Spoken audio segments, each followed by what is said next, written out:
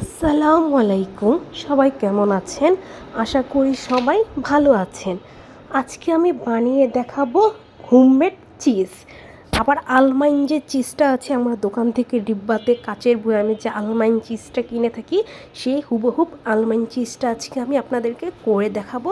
আর চিজটা আমার কতটা পারফেক্ট হবে তা দেখেই বুঝতেছেন যে বাটিটা উল্টালেও পড়তেছে না। তো আজকে আমি 1.5 কেজি দুধ দিয়ে আলমাইন চিজটা তৈরি করে নিব। তো আমি প্যাকেটের দুধটাকে একটা হাঁড়িতে নিয়ে জাল করে নিচ্ছি। ঝাল বলতে আমার বলক উঠানো যাবে না, যেন কুসুম কুসুম গরম হয় ঠিক এরকম করে আমার দুধটাকে গরম করে নিতে হবে। যে আপনি যদি একটা আপনার হাতের আঙ্গুল এভাবে চুবান যে আপনি সহ্য করতে পারবেন। ঠিক এরকম হলে এরকম একটা কাপের হাফ কাপ ভিনেগার আমি এখানে নিয়েছি। হাফ কাপ ভিনেগারটা এখন এই দুধের ভিতরে দিয়ে দিব। জাস্ট এখন পুরোপুরি পারফেক্ট দুধটা কুসুম গরম হয়ে গেছে। এখন আমি হাফ কাপ ভিনেগার এই দুধের ভিতরে দিয়ে দিলাম। দুধের দেওয়ার সাথে সাথেই দুধ কিন্তু ছানা কাটা শুরু করে দিবে। অলরেডি আমি আপনাদেরকে ক্লোজ করে দেখাচ্ছি, দেখেন দুধ কিন্তু অলরেডি ছানা কাটা শুরু করে দিয়েছে। এই যে উপর থেকে কিন্তু খুব সুন্দর করে চিজটা উঠে আসতেছে। আর আপনারা যদি আমার এইভাবে করে বানান, আপনারা কিন্তু হোমমেড মজরেলা যে চিজটা সেটাও ঘরে তৈরি করতে পারবেন। একই ভিডিওতে আমি আপনাদেরকে দেখিয়ে দিবে। এই দেখেন মজরেলা চিজটা কিন্তু খুব সুন্দর উঠে আসলো। তো এটা যদি আপনারা জাস্ট মজরেলা চিজ হিসাবে ইউজ করেন, এটা কিন্তু মজরেলা চিজ আপনারা এটাই মজরেলা চিজ হয়ে গেছে। তো দেখেন খুব সুন্দর করে কিন্তু আমি এভাবে করে মজরেলা চিজটাকে তুলে নিচ্ছি। এখন আর একটু কিছুক্ষণ জাল দিব। জাল দিলে কিন্তু আবারও মজরেলা যে চিজটা আছে এটা কিন্তু খুব সুন্দর অল্প অল্প করে কিন্তু উপরে উঠে আসতেছে। আর এই পদ্ধতিতে করলে 1.5 কেজি দুধের কিন্তু আপনাদের অনেকগুলো চিজ হবে। তাই কতটুক চিজ তোলার আমি অতটুক তুলে নিয়েছি। এখন আবারও আমি হাফ কাপ ভিনেগার এই দুধের ভিতরে দিয়ে দিলাম। দ্বিতীয়বারে কিন্তু একদম পুরোপুরি যা চিজ আছে একেবারে বের হয়ে যাবে। প্রথমেই কিন্তু আমি উপর থেকে তুলে নিয়েছি, দ্বিতীয়বারও কিন্তু দেওয়ার পরে দেখবেন আবারও নতুন করে ছানা কাটা শুরু হয়েছে। এইভাবে করলে, এই পদ্ধতিতে করলে আপনাদের ছানাটা অনেক বেশি উঠবে। আর যদি আপনারা একদম বলক করে দুধ ঝাল দিয়ে তারপর ভিনেগার দেন, তাহলে সাথে সাথে একদম শক্ত ছানা বের হয়ে যাবে আর অল্প একটু ছানা বের হবে। দেখেন সম্পূর্ণ দুধ আমার চিজ বের হয়ে গেছে। দেখেন একদম দুধের থেকে যে মেন যে চিজটা সেটা কিন্তু বের হয়েছে। এটা কিন্তু ছানা হয়নি, এটা কিন্তু আমার চিজ বের হয়েছে। তো এখন আমি সম্পূর্ণ দুধটা আমি ছেঁকে নিব, পানিটা ফেলে দিব। আর এই চিজটাকে আমি ছাঁকনি দিয়ে সম্পূর্ণ ছেঁকে নিচ্ছি। এখন ছাঁকনিতে বেশ কিছুক্ষণ আমি এভাবে একটু ঝরিয়ে রাখবো, প্রায় 10-15 মিনিটের জন্য, যাতে পানিটা সম্পূর্ণ বের হয়ে যায়। আর এরকম একটা খুন্তির সাহায্যে আমি চেপে চেপে খুব ভালো করে ভিনেগারের বা এই ছানার পানি যেটা বলে সেটা আমি সুন্দর করে বের করে নিচ্ছি। এইভাবে খুব ভালো করে একদম সম্পূর্ণ পানি বের করে নিয়েছি। দেখেন পুরো একটা চিজে হয়ে গেছে। আপনি যদি এটা খুব ভালোভাবে শেপ দেন তাহলে কিন্তু এটা পুরো একটা মজরেলা চিজ হয়ে যাবে। ফ্রিজে রাখলে আপনার গ্রেটার দিয়ে কেটে নিতে পারবেন। দেখেন আমি আপনাদেরকে একটু টেনে টেনে দেখাচ্ছি। এখনই কিন্তু যে চিজের যে স্টিকি একটা ভাব, চিজটা যেমন থাকে ঠিক এভাবে কিন্তু চলে আসছে। যেহেতু অনেক গরম তার জন্য আমি ঠিক ভালো করে আপনাদেরকে দেখাতে পারছি না। এখন হাতের সাহায্যে আমি আলতোভাবে খুব ভালো করে চেপে পানিটাকে ফেলে নিব।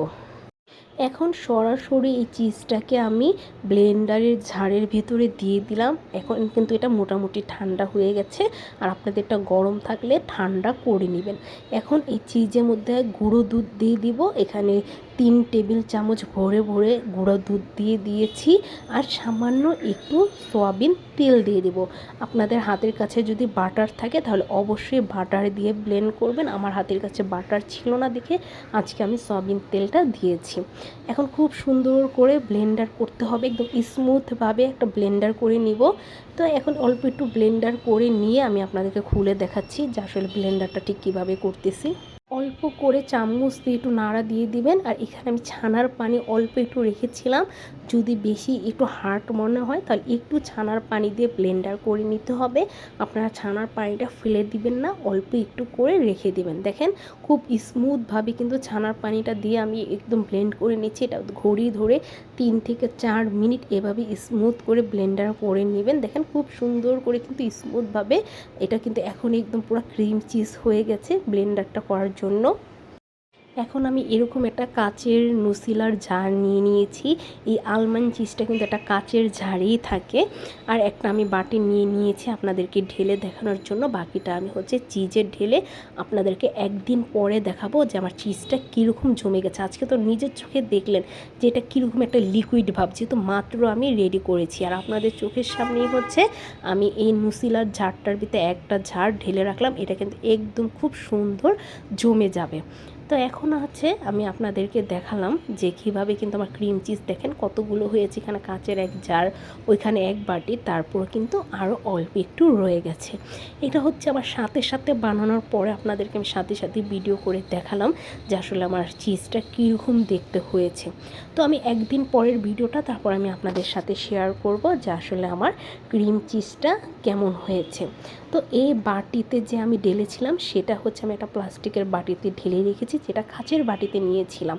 তো দেখেন একদিন পরে কিন্তু এটা জাস্ট একদিন ফ্রিজে ছিল, রাতে ফ্রিজে ছিল, দিনের বেলা আমি দেখাচ্ছি। আমি কিন্তু সম্পূর্ণ বাটিটা উল্টিয়ে দিলাম, কোনো রকমভাবে কিন্তু আমার চিজটা পড়তেছে না।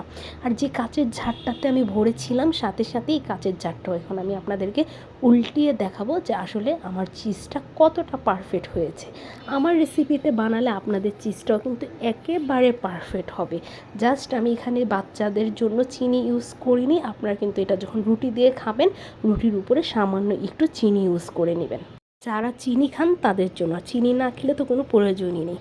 তো এখন আমি একটা বাটার নাইফ দিয়ে একটা পাউরুটিতে ভরে দেখাচ্ছি যে আসলে আমার ক্রিম চিজটা কতটা পারফেক্ট হয়েছে। এটা খেতে কিন্তু খুবই মজা, কিন্তু এই পাউরুটিটার চিজের উপরে সামান্য একটু হালকা করে একটু চিনি ছিটিয়ে নিয়ে খেলে আমার কাছে খুবই ভালো লাগে। তো আমি এর জন্য কোনো চিনি দিয়ে ব্লেন্ড করিনি। আমি কিন্তু যারা চিজ পাউরুটির সাথে চিনি খায় তাদেরকে আমি চিনি দিয়ে দেবো। আমার বাচ্চারা, আমি এটা সবাই পছন্দ করি সকালের নাস্তা হিসেবে। চাইলে কিন্তু আপনারাও এভাবে বানিয়ে খেতে পারবেন। আল্লাহ হাফিজ।